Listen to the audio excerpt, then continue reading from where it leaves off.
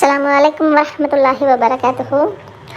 Brothers and sisters, இன்றைக்கி 2 விஷயம் இந்த வீடியோவில் பார்க்க போகிறீங்க. ஒன்று, தயமம் செய்வதற்கான காரணங்களில் ஒரு முக்கியமான காரணம் இந்த குளிர் நேரத்தில் பண்ணுற தயமமுடைய காரணமும், இன்னொன்று நபி ஸல்லல்லாஹு அலைஹி வஸல்லம் சிரித்த ஒரு இது 2 ஹதீஸ் நம்ம பார்க்க போகிறோம்.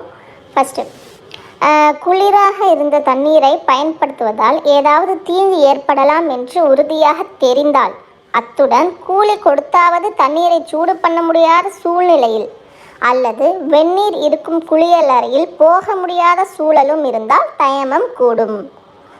ஸோ இதில் வந்து நீங்கள் நான் இப்போ ரீட் பண்ணதை நீங்கள் திரும்பியும் கேட்டிங்கன்னா உங்களுக்கு தெளிவாக புரியும்.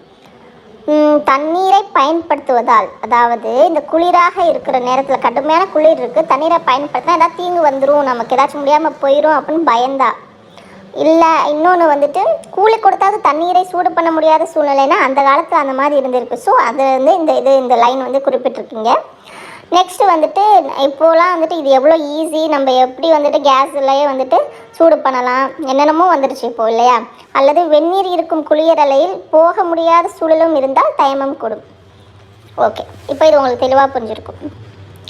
அப்போ வந்து நமக்கு தயமம் வந்துட்டு பண்ணணும் அவசியமே இல்லை. ஒன்று அப்போ தான் நமக்கு அவசியம் வரும். எப்போ அப்படின்னா, தண்ணியை தொட்டாலே முடிஞ்சிடுச்சு சீனு அப்படி எப்போ நம்ம நினைக்கிறோமோ அப்போ தான் நமக்கு வந்துட்டு தயமம் கூடும். மற்றபடி நமக்கு ஒரு பிரச்சனையுமே கிடையாது இதில். இப்போ தயமம் செய்வதற்கு பல காரணத்தில் ஒரு காரணத்தை பார்த்துட்டீங்க. இப்போ நபி ஸல்லல்லாஹு அலைஹி வஸல்லம் எதுக்கு சிரிச்சாங்க அப்படின்னு பாருங்கள். அபு இப்னுல் ஆஸ் ரலியல்லாஹு அன்ஹு அவர்கள் கூறினார்கள், தாதுஸ் ஸலாசில் என்ற போருக்கு நான் அனுப்பப்பட்ட போது குளிர் கடுமையாக இருந்தது. அத்துடன் எனக்கு குளிப்பும் கடமையானது. குளித்தால் இறந்து விடுவேன் என்று எனக்கு பயம் உண்டானது. எனவே தயமம் செய்து உடன் வந்த தோழர்களுக்கு இமாமாக சுப்ஹு தொழுகையை தொலை வைத்தேன். நாங்கள் நபிகளாரிடம் வந்த போது நடந்த சம்பவத்தை தோழர்கள் கூறினார்கள்.